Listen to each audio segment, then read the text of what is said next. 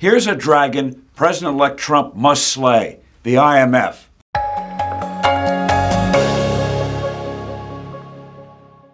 Hello, I'm Steve Forbes, and this is What's Ahead, where you get the insights you need to better navigate these turbulent times. The International Monetary Fund, the IMF, is a powerful global agency that has done and is still doing immense harm to economies around the world. It needs to be radically reformed or shut down altogether. The IMF, headquartered in Washington, D.C., has 191 member nations. It bills itself as an economic doctor for countries that get into financial trouble. It provides loans while the affected nation enacts economic reforms that are supposed to cure its economic ills.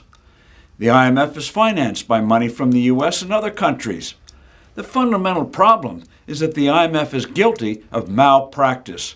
Their remedies are the medical equivalent of what physicians routinely did to patients more than 2 centuries ago. They bled them. Of course, these procedures got rid of the pain and suffering because it got rid of the patients. George Washington's death was hastened by bleeding. The bleeding equivalent the IMF is guilty of today is its routine prescriptions of currency devaluations and higher taxes. The very definition of monetary inflation is reducing the value of a currency, usually by creating too much of it. The IMF fuels the very disease it is supposed to cure. Austerity is not the solution. Stabilizing the value of a country's money is. Yet the IMF is a devout believer in the Phillips curve that posits that prosperity causes inflation. It never occurs to these quacks at the IMF that you can quickly stabilize a currency by reducing its supply if it goes down in value, or by creating a currency board, whereby a country directly fixes its currency to another stronger currency.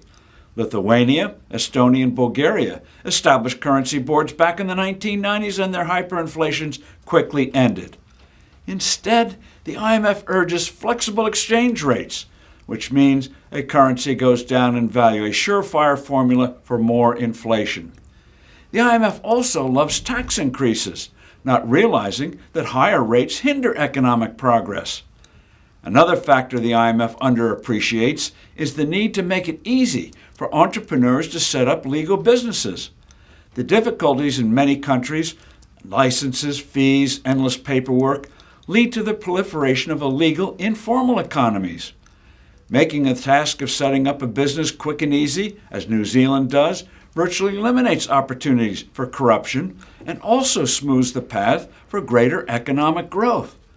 Combined with low tax rates and stable money, businesses would proliferate and boom.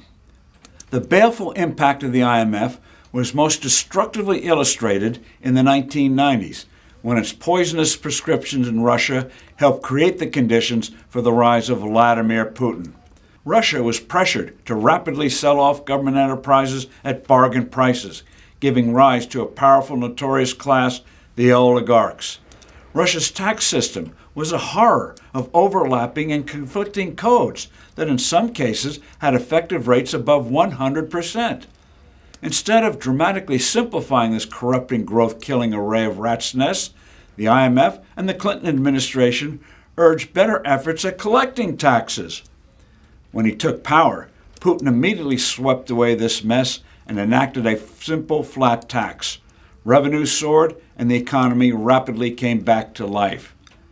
Today, the IMF threatens the great libertarian policies of Argentine President Javier Milei. Among other things, the IMF opposes Milei's original idea of formally replacing the worthless peso with the dollar. The IMF should be a prime target for Donald Trump. I'm Steve Forbes. Thanks for listening. Do send in your comments and suggestions, and look forward to being with you soon again.